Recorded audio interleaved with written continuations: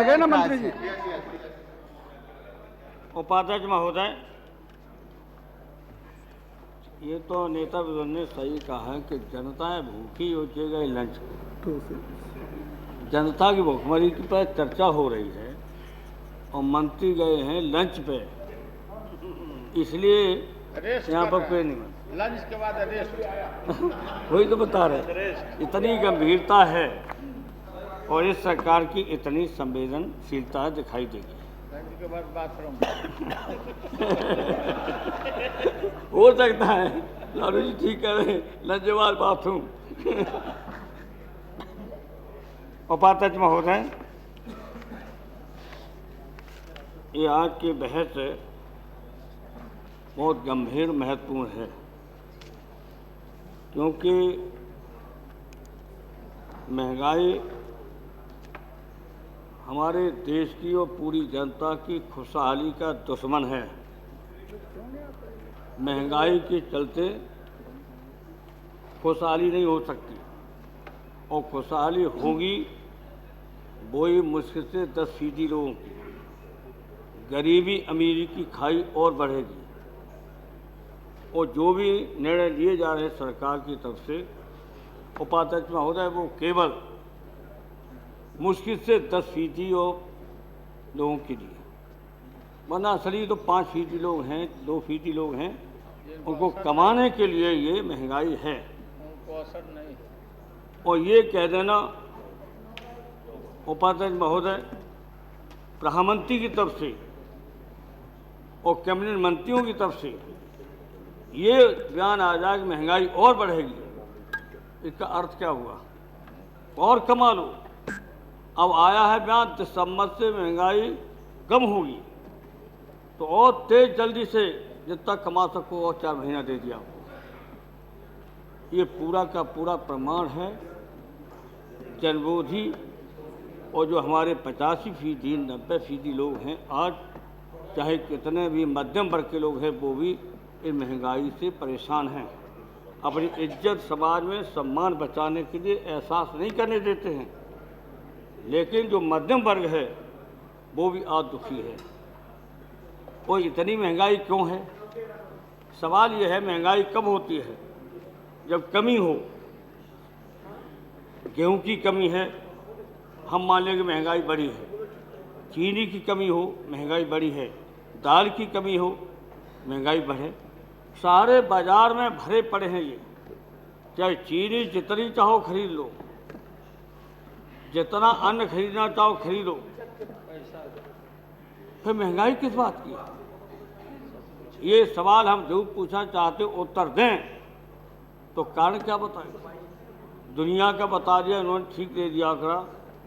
उतने आंकड़े तो नहीं मैं चाहता, लेकिन बांग्लादेश पाकिस्तान से ही बता दीजिए, श्रीलंका और श्रीलंका, नेपाल, इन चारों देशों में क्या चीनी का रेट क्या है, गेहूं का रेट क्या है, दाल का रेट क्या है, आप पेट्रोल का दाम क्या है, आप पता लगा लीजिए।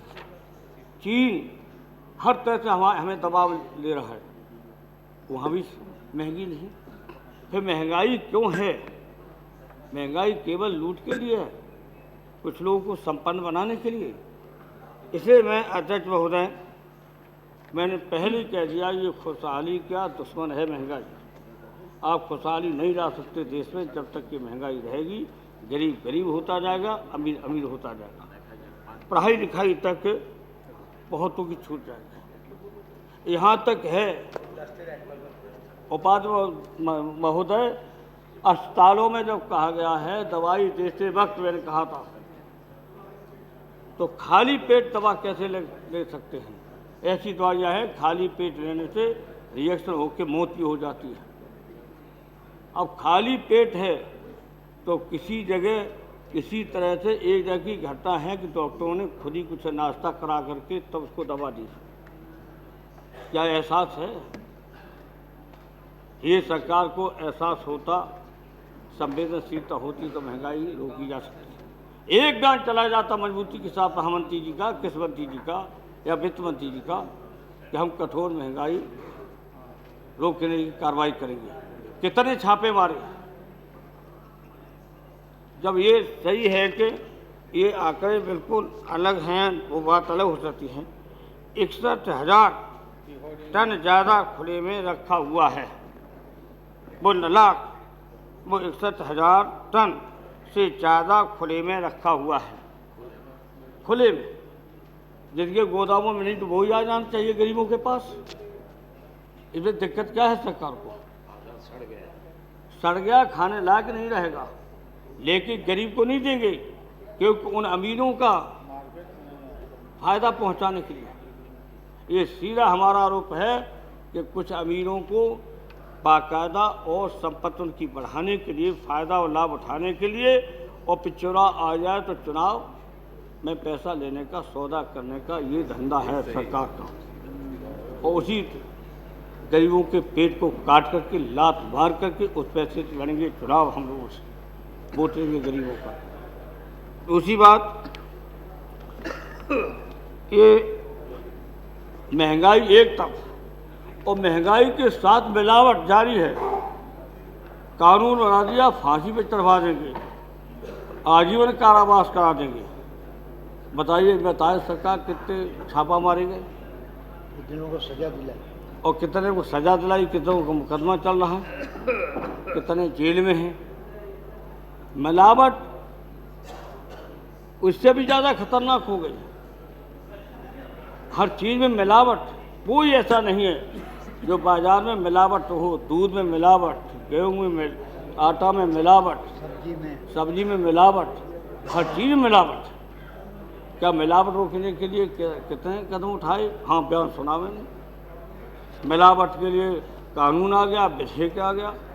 ये भी निर्दोषों को फंसाने का होगा बहुत धंधा इसमें, जिससे सत्यता होगी। और आज का ऐसा समाज है, पैसे के बल पे किसी को फंसा दो और किसी को छुड़ा लो पुलिस के हाथों से। तो ये हालत है। इन हालतों में एक महंगाई जमाखोरों के खिलाफ या मिलावट करने वालों के खिलाफ ये कार्रवाई करेंगे, और मिलावट वालों के करेंगे फांसी तक की सज़ा, फांसी तक की सज़ा होगी। अब इसका परिणाम क्या होगा?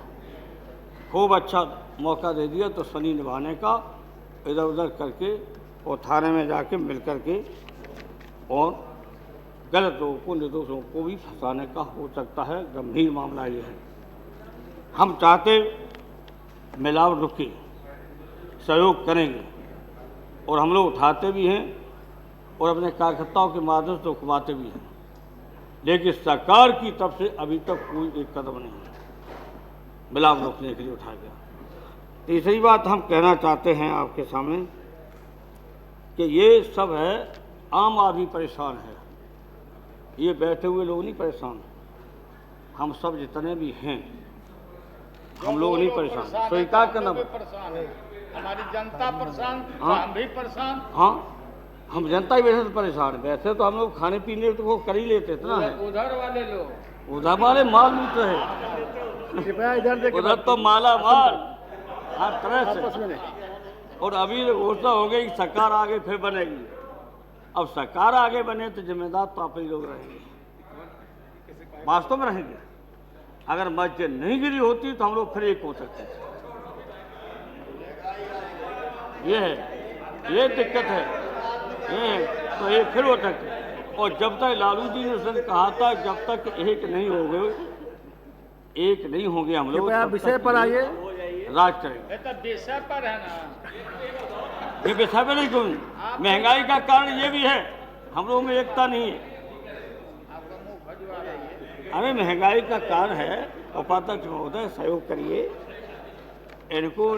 ये तो वैसे ही परेशान कर रहे हैं, आपकी तरफ से सदस्य मिलना चाहिए। तो हमने कहा 61,000 टन बाहर पड़ा हुआ है गोदामों में, जगह रखने की नहीं, तो क्या बाजार में गरीबों के लिए नहीं ला सकते? संसदीय कार्य गरीबों को क्यों मार रहे हैं? लाइए स्वामी, लाइए।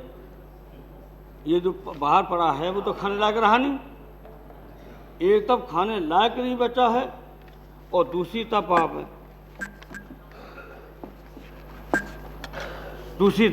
महंगाई बढ़ा रहे हैं। महंगाई बिल्कुल बढ़ा रहे हैं आप, आपकी वजह से महंगाई बढ़ी। आपने क्यों वैट कानून लागू किया है? नहीं आ गए? हाँ, ये गए मेरे पास, मैं मुख्यमंत्री था और चिदम्बरम साहब ने हमको धमकी दे डाली। हाँ, धमकी दी, इनके सामने कह रहे, आपने धमकी दी कि अगर वैट कानून लागू नहीं करोगे तो हम दिल्ली से सहायता नहीं देंगे। मैंने कहा दिल्ली से हमें सहायता मन दीजिए, हम वैट कानून लागू नहीं करेंगे। और नहीं किया, हिंदुस्तान में अकेला उत्तर प्रदेश था। आपकी सरकार ने क्यों वैट कानून लागू किया? हम बोल सकते हैं हमने वैट कानून नहीं लागू किया। और जैसे ही सरकार आई दूसरी, और उसी दिन पहले ही दिन वैट कानून लागू। क्या वैट कानून से नहीं महंगाई बढ़ी? 3%, 4%, तो वैसे आज जाते जाते यहाँ से सामान और वैट कानून लेते लेते जा कर के पहुँचेगा हम लोग क्या लगता तो और बढ़ जाएगा 5-6 रुपया किलो वैसे ही। तो वैट कानून क्यों लागू किया था? वहाँ पूछा चाहते हो? नहीं, मैं वैट कानून को, आप कहे थे मुझे धमकी दी थी कि दिल्ली की सहायता नहीं मिलेगी, धमकी के सामने कह रहे। ये गए तो बहुत क्रांतिकारी लोग हैं, इनके बेटे इन क्रांतिकारी लोगों के।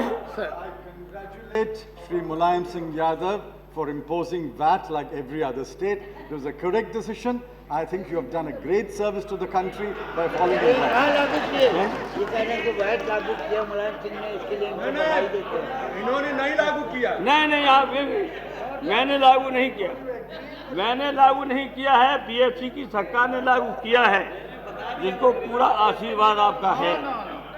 Now debate of Finance Minister Chidambaram ji advised Mulayam Singh Yadav. That was not a simple language. He threatened him. Threatened. He is not a number. बैठ जाइए, हो गया। ये कान वाला निकाल लो। अकेले यही नहीं, और वित्त मंत्री पश्चिम बंगाल सरकार के थे, दोनों था, वो था टुगेदर।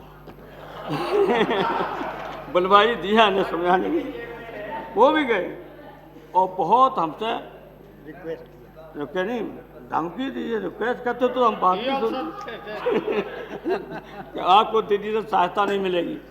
न मिला सहायता, न सहायता मिलने के बाद भी सरकार चली, कोई दिक्कत। लेकिन अब वैट कानून अब भी वापस ले लो, आज ही घोषणा करवाइए, वैट कानून वापस देते हैं। राज्यों ने भी वैट लगा दिया। अरे सबने कर दिया, हिंदुस्तान में अकेला उत्तर प्रदेश छोड़ करके। इन्हें जानकारी नहीं रही वित्त मंत्री तो पता नहीं क्या बात। इन्हें आम आदमी तो परेशान है।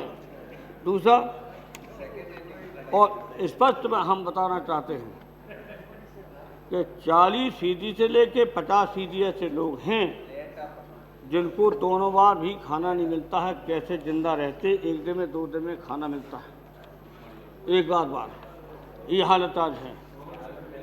और इसलिए हम उनकी बात कर रहे हैं, हम उनकी भावनाओं की बात कर रहे हैं, उनकी कदर करते हुए आज हम यहाँ पर इसीलिए ये प्रस्ताव लाए। हम तो मिल कर के, सभी लोग मिल कर के लाए हैं और स्वीकार भी किया है वित्त मंत्री जी ने। अब दूसरी बात मैं कहना चाहता हूँ कि वित्त मंत्री जी कहते हैं कि अनुशासन, वित्तीय अनुशासन, कहाँ है वित्तीय अनुशासन? हमें बताया जाए कि वित्तीय अनुशासन के लिए आपने क्या किया है। अगर वित्तीय अनुशासन होता तो महंगाई इतनी नहीं बढ़ती। आपने वित्तीय अनुशासन के लिए जो काला बाजारी करते, जमाखोरी करते हैं, उनके खिलाफ कितने लोग कार्रवाई की? वित्तीय अनुशासन तो होता जिनके खिलाफ कार्रवाई करते, किसी एक के खिलाफ कार्रवाई नहीं। अरे इनके ये कार्रवाई करते तो सर इधर भी बोलने लगते। आप समझ लीजिए, ऐसा है, मैं ज़्यादा नहीं बोलना चाहता हूँ। आप ही जिम्मेदारी आज है पूरा का पूरा महंगाई बढ़ाने की। हर तरह के कानून ऐसे लाते हैं कि जिससे आम जनता परेशान हो और कुछ ही लोगों को लाभ हो। ये कानून हैं पूरी के पूरे आज, और उसी तरह के फैलाएंगे। आप वैट कानून की बात हम इसलिए कर रहे हैं कि वैट कानून ने महंगाई बढ़ाई है, यही मेरा था, जिससे महंगाई हम रोकी है। और सबसे कम महंगाई उत्तर प्रदेश में थी। कृपया समाप्त करें। इन्हें उपाध्यक्ष महोदय, ये जो फिजूल खर्ची अगर रोकेगी, क्यों नहीं रोकते फिजूल खर्ची? फिजूल खर्ची है कि अयासी फिजूल खर्ची पूरा का पूरा होटलिंग हो रही है। लालू जी, आपने कहा तो होटलिंग हो रही। हाँ, होटलिंग रोकिए कुछ अपने लोगों को, नाम नहीं लेंगे, ठीक नहीं, अच्छा नहीं। हम लोग एक वर्ग के लोग हैं, एक दूसरे के सम्मान को बचाने के लिए खड़े हैं। ये आज जो हो रहा है, फिजूल खर्ची सरकार की कितनी है आप बता दीजिए। अभी आया था, ठीक है, 14 स्टेडियम जितने आपके गेम्स के हैं उसके 40% में चीन ने बना दिए, 14। और आप जो पुराने जो ठीक कर रहे हैं स्टेडियम राष्ट्रमंडल गेम्स के लिए, वो उसका 40% पैसा खर्च कर चुके हैं स्टेडियम ठीक करने में। बता दीजिए आप, स्टेडियम केवल ठीक करने में आपका 40% रुपया चला गया। 40% ये राष्ट्रमंडल के जो हो रहे हैं खेल, उनमें स्टेडियम ठीक करने के लिए 40 से लेकर 50% रुपया जो है आपका गेम का, उसे ठीक कराने में चला गया, सौंदर्यीकरण में। और इतने ही पैसे में चीन ने 14 स्टेडियम नए बढ़िया बना दिए, ओलंपिक करवा दिया। फिजूल खर्ची रोक करें तो इसके नाम पर भी कमाई हो रही है, इसको रोकिए। राष्ट्रमंडल के नाम पर, उपाध्यक्ष महोदय, खेल के राष्ट्रमंडल गेम के नाम पर हो रहा है, बस खेल में खेल खड़ो होते कमाने का खेल हो रहा है। इसलिए हम आपसे कहना चाहते हैं, इसके लिए हम आपसे कहना चाहते हैं कि इसको ठीक करने के लिए स्पेशल टास्क फोर्स अवश्य चाहिए। ये जो हो रहे हैं राष्ट्रमंडल खेल, इसकी जांच करने के लिए आपको स्पेशल टास्क फोर्स बनाना पड़ेगा कि ये फिजूल खर्ची हो रही है या सही खर्च हो रहा है। ये मैं आपको अध्यक्ष महोदय, उपाध्यक्ष महोदय, अब वायदा बाजार पे भी अगर कर दिया जाए, कृपया समाप्त करें। अगर बाजार समाप्त करें। बोलिए। हाँ, हम तो बोलिए रहे, पीछे से बोलेंगे तो सुनेंगे उनको भी। वायदा कारोबार शक्ति से पाबंदी अगर हो जाए तब भी महंगाई घट सकती है। हम सुझाव दे रहे हैं एक एक का। इसको काम चल रहा है, लिखा पढ़ी है नहीं, टेलीफोन है नहीं, किस इशारे में ये काम हो रहा है और करोड़ रुपया कमाया जा रहा है और महंगाई बढ़ती चली जाएगी। प्रकाश करता है जो भविष्य में रेट होगा। हाँ, वो कर देते हैं। ये इनकी जानकारी भी सब है, एजेंसी सब इनके पास है। स्टेडियम में छेद हो गया, छत भी गिर गई। हाँ, अरे छत गिर गई, सब कुछ हो गया। और अब सबसे बड़ा ये है, सीरियस गंभीरता से लीजिए, हमारे राष्ट्रमंडल गेम के नाम पर हमारे हिंदुस्तान का कितना अपमान हो रहा है, कितना मजाक हो रहा है, कितना दुरुपयोग हो रहा है। क्या दुनिया में ये खबर चली नहीं गई? सारे लोगों को खबर है कि राष्ट्रमंडल के गेम के नाम पर दिल्ली में कमाया जा रहा है और खेल किया जा रहा है। पैसे के कमाने का अच्छा मौका हो जा है और आप नहीं तो पादक हो रहे हैं, सबदलीय एक रात चला जा, देखने जा करके मौके पर छत गिर रही है और बने बनाए स्टेडियम को ठीक करने का काम अरबों रुपये खर्च कर दिया, 40% कर दिया और ये चला गया वायदा कारोबार जो कृपया समाप्त करें अन्य सदस्य और उपाध्यक्ष महोदय। और ये जो अब वो तो मैंने बता दिया, ये गरीबों के लिए जो पड़ा है, सड़ रहा है, उस सड़ने मत दीजिए, गरीबों को बांट दीजिए, सस्ता बांटिए कि मुफ्त में बांटिए, लेकिन सड़ रहा है उस गेहूँ को बाहर क्यों नहीं निकाला जा रहा? इसके पीछे मंशा चाहते क्या है? इनकी मंशा हो बताइए, हम भी जाने, सदन जाने आपकी मंशा नियत सही है तो हम लोग भी आपका सहयोग करेंगे। कर रहे सब, सरकार बचा रहे, सरकार बचा रहे, क्यों बचा रहे? ठीक है, हम भी जानते हैं क्यों बचा रहे, तो मैंने बता दिया क्यों सरकार को बचा रहे हैं। तो सुन, इनकी वजह से। अरे इसका लाभ कब तक उठाओगे? जनता में जाएंगे, ऐसे मौके पे क्या करें? जनता क्या इजाजत देगी? हाँ, फिर वो तो करना ही पड़ेगा। फिर जनता से इजाजत मांगेंगे, जनता से इजाजत मांगेंगे, जनता इजाजत दे देगी। क्या देंगे? हाँ,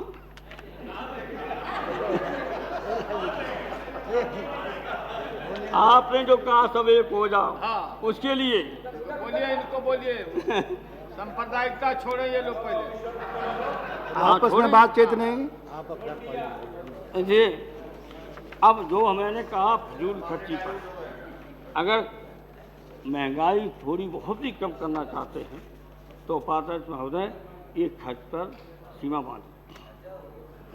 अब हमें है नहीं किस्मती जी, जब मैंने कहा महंगाई रोकने का उपाय हम लोग समाजवादियों के पास है, दाम बांधो नीति, दाम बांधो नीति।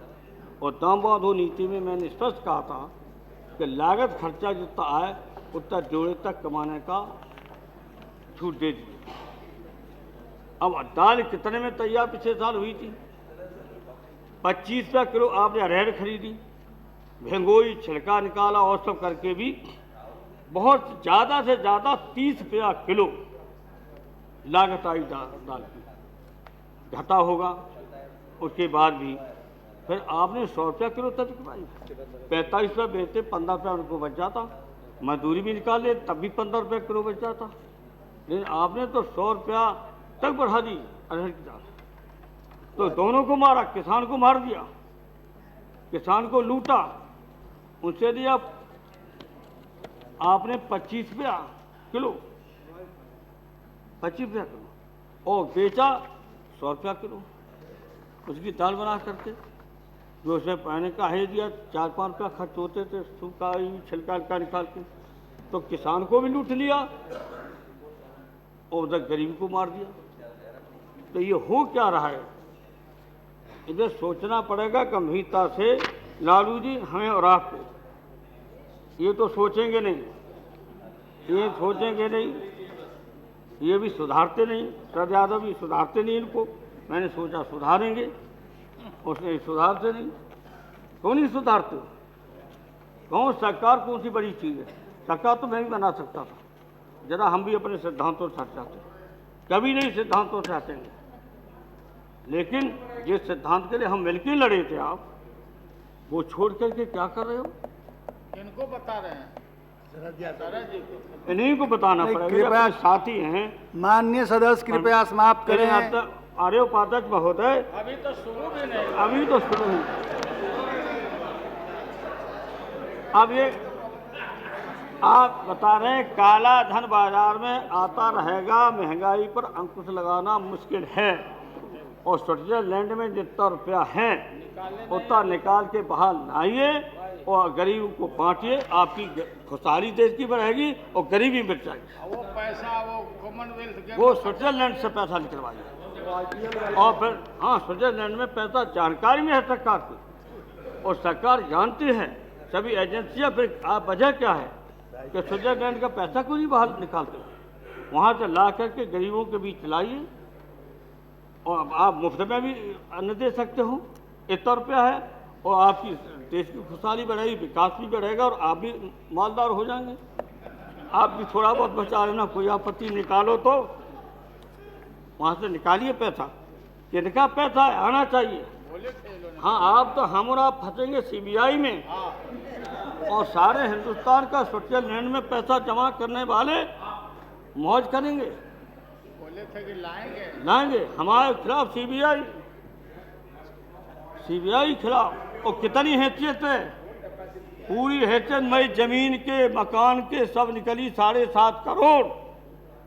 यह है इनकम टैक्स का सबसे बड़े अब तक की रिपोर्ट।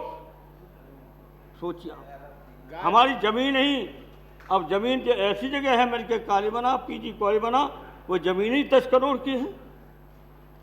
अकेली जमीन जो इताबा में इतनी महंगी नहीं, जितनी सैफई महंगी हो गई। और हम और लालू जी सीबीआई, सीबीआई जिसको चाहे प्रधानमंत्री सीबीआई, इनके विरोध में जितने सीबीआई, दोनों हैं ये दोनों। सीबीआई दोनों, ये तो अब क्या हाँ वही बता रहे हैं, सीबीआई के बल पर सरकार चलाना चाहते हो, सीबीआई पर के बल पर दबाना चाहते हो। कृपया समाप्त करें, कृपया समाप्त करें, माननीय सदस्य कृपया समाप्त करें। इसे मैं कह रहा हूँ कि काले धन को निकालिए स्विट्जरलैंड से, हमारे देश की गरीबी दूर होगी, कर्जा जितना देश है वो भी खत्म हो जाएगा और महंगाई भी रुक जाएगी और देश में खुशहाली खुशहाली हो जाएगी। लेकिन हम जानते हैं आप नहीं करेंगे, आप में हिम्मत नहीं है, आप में न इच्छा शक्ति है इसके लिए और न संकल्प है। अगर ये हो जाए तो आज देश की बहुत ही समस्या हल होगी। इच्छा शक्ति भी हो, संकल्प शक्ति भी हो, साथ हो। फिर आपको साथ है नहीं, सरकार कैसे चले? सरकार तो चल रही, देश थोड़े चल रहा है। सरकार हम लोग चला रहे हैं लालू जी, देश नहीं चल रहा। ध्यान रखना पड़ेगा, सोचना पड़ेगा। देश नहीं चल रहा है, केवल सरकार चल रही है। जैसे संसदीय कार्य मंत्री में आज आप देखें किसानों की उपज का न्यूनतम समर्थन मूल्य बढ़ाने, महंगाई पर असर नहीं पड़ा। आप ये कहते किसानों का हमने कुछ महंगा खरीदा है इसके लिए महंगाई बढ़ी है, ये भी पहले तो आपने किसानों को मूल्य दिया नहीं और आज हिसाब लगा लिए अब 1000 रुपया खर्च होता है तो किसान 1 कुंटल गेहूँ पैदा कर पाता है। लगाइए हिसाब, देर हो जाएगी ना, हिसाब लगा के दिखा देता। आपको तो पता नहीं, हम तो अभी उन महीनों में खेतों में जाते हैं, अभी देखते जाए खेत में क्या है। इसलिए आपने जो किसानों को मूल्य अगर दे दिया होता तो भी कम से कम आपके धन्यवाद देते और महंगाई रुक जाती। लेकिन रुपया वो निकाल के लाइए, काला धन पर जहाँ है उसका पता लगाइए, हम लोगों पर सीबीआई खूब कराइए, इसकी हमें चिंता नहीं है। इसे नहीं बोल रहा हूँ, परवाह नहीं है, भेज दीजिए जेल, भेज दिए। वो लड़की है शादी होके आई थी अखिलेश की, वो लड़की को सीबीआई की जांच, अखिलेश के खिलाफ जांच, और क्या बता दें आपको, एक नेता और है उसके खिलाफ जांच सीबीआई। और ये काले धन जो है स्विट्जरलैंड में जमा, जिससे देश तबाह, जिससे भुखमरी फैली। कौन कौन नेता है उसमें? नेता निकलेंगे, हाँ बताएं। और स्विट्जरलैंड में जमा है पैसा, उसके लिए आपने क्या उपाय किए, क्या पता लगाया है कि वो पैसा किन किन का है? जब से चर्चा हुआ निकाल भी लिया होगा। हाँ हो सकता है, नहीं तो ले का फिर निकाल, किसने निकाला? माननीय सदस्य आपके पार्टी के और 6 लोग हैं, नाम निकालना चाहिए। और किसानों को अगर सत्ता पक्ष की तरफ से किसी तरह से एक ही बार में कहना चाहता हूँ, किसानों की चीजों का समर्थन मूल्य बढ़ा दिया जाए तो भी भुखमरी तो पैदा करेंगे ज़्यादा, उन्हें पैदावार घटेगी। अब इतनी पैदावार घटेगी कि अन्न आपको भी एक दिन ऐसा होगा कहीं फिर बाहर से नहीं लेना पड़े और मिले भी नहीं। ऐसी स्थिति हो जाएगी कि मिलेगा बाहर का भी अन्न नहीं मिलेगा, तब क्या होगा? फिर क्या होगा? मजबूर न करो, अराजकता फैलेगी। ये गोदामें भरी पड़ी हैं, बहुत दिनों भुखमरी नहीं सहेंगे। हम लोग जनता में निकल गए तो सारी गोदामें लूट ली जाएंगी। अगर जनता हम लूटने के लिए नहीं कहेंगे, ये कहेंगे भूखे मत मरो, लड़के मरो, जहाँ मिले तहाँ। डॉक्टर बलराम, तो सारी गोदामें लुट जाएंगी। आप गोली और फायरिंग चलाते रहिए, आप रुक नहीं पाएंगे, आपकी फायरिंग भी उल्टी हो जाएगी और गोदामें लुटेंगी। आप मैं सावधान करना चाहता हूँ, स्थिति मत आने दीजिए।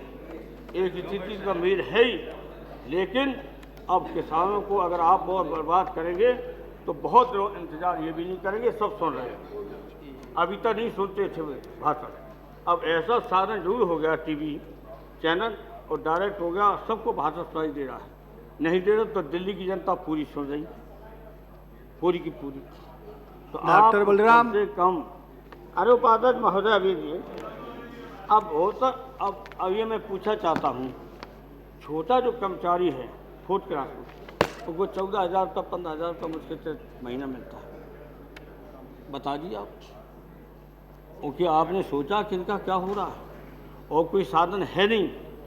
ऐसे 80% लोग हैं जिनका और कोई साधन नहीं, चाहे फोर्थ क्लास के हैं, चपरासी हैं, किसी तरह के, उनको 14,000 रुपये में क्या हो जाएगा?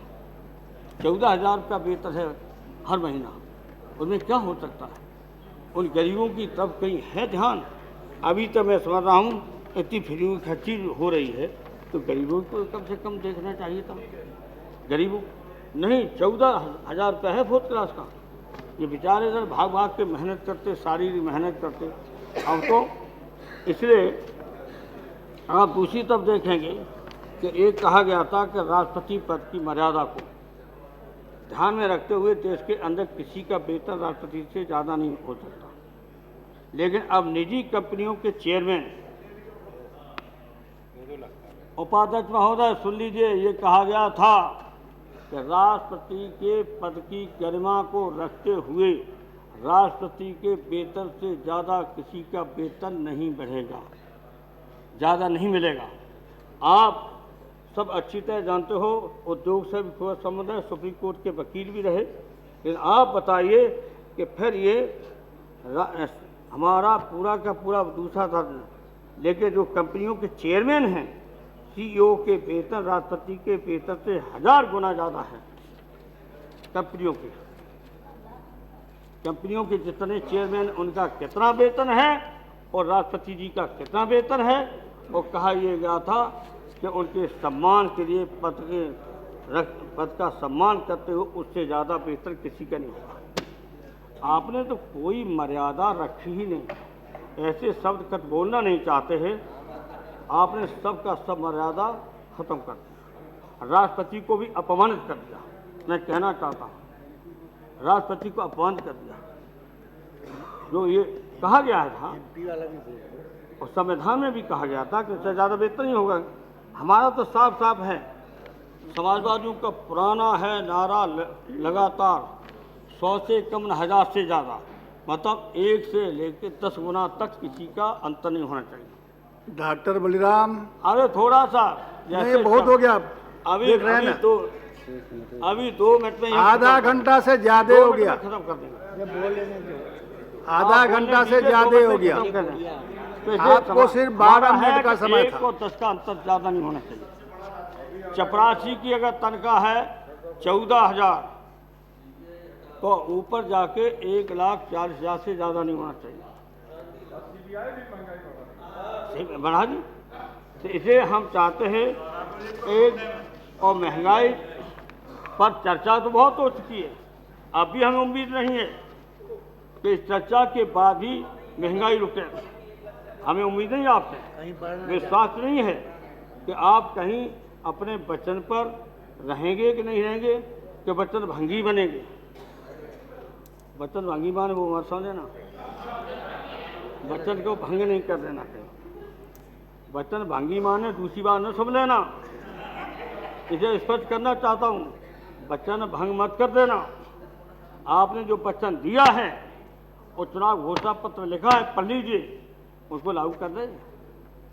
और हम इसलिए कह रहे हैं कि जो लिखा था अधिकारियों को बांट करके कहा था कि जाइए, ये हमारा है, ये लागू हमने किया है, हमने जनता से वादा किया है। आप जनता का वादा खराब भी करते हैं। जनता हम कहते हैं महंगाई रोकेंगे और महंगाई बढ़ाते हो, तो अब तो जनता सुनेगी और ये सुधरें। कृपया समाप्त करें। तो सदैव सुधार दीजिए अध्यक्ष महोदय, तो अभी देश का कुछ भला हो गरीबों का।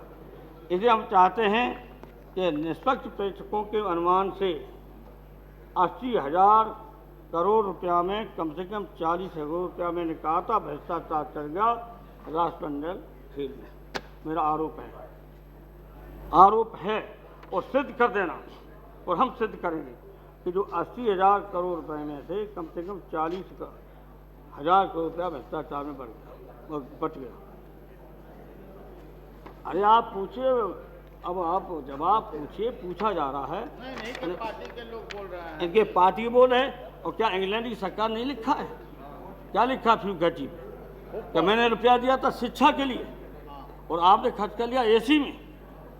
क्या इंग्लैंड सरकार ने नहीं पत्र लिखा आपको? क्या ये नहीं लिखा? मैं मानूंगा। इंग्लैंड की सरकार ने लिखा है, खबर है अखबारों में, कि जो रुपया इंग्लैंड ने मदद की थी शिक्षा के लिए, वो शिक्षा के बजाय आपने एसी में खर्च किया है सरकार ने। ऐसा क्यों किया है? ये इंग्लैंड की सरकार में चर्चा है। अगर गलत है तो आप स्पष्ट कर देना, मुझे कोई आपत्ति नहीं होगी। उन्हें उत्तर दे तब। अब सोचिए क्या क्या हो रहा उपाध्यक्ष महोदय। ये ऐसे आप ऐसी बहस को ख़त्म कराना चाहते हो, हमें कहाँ बार बार मिलेगा मौका? इस तरह से आप दे दिए मौका 2-4 मिनट। इसलिए हम कह रहे हैं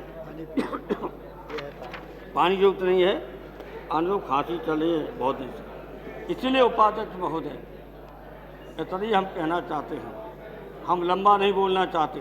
बहुत लंबा हो गया। जैसे राष्ट्रमंडल और कितना लंबा बोलना है? खेल में जो भी पैसा 40,000 करोड़ की है कि वो हो जाएगा इधर से उधर बंटवारा और एक दूसरे पे आरोप लगेंगे।